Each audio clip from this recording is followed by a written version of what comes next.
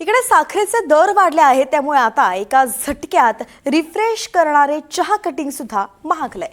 चहा तयार करण्याचा खर्च वाढलाय आणि त्याचा थेट परिणाम चहाच्या व्यवसायावरती होतोय. याच पार्श्वभूमीवरती वाढत्या उत्पादन खर्चाचा सामना करण्यासाठी टी कॉफी असोसिएशनच्या बैठकीत कटिंग चहाची किंमत 15 रुपये करण्याचा निर्णय झालाय.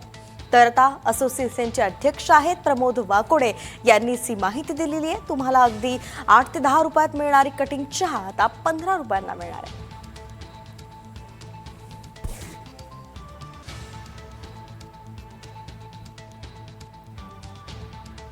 दरम्यान यावरून संजय राऊतांनी सरकारला काय टोला लगावलाय त्यावरही एक नजर.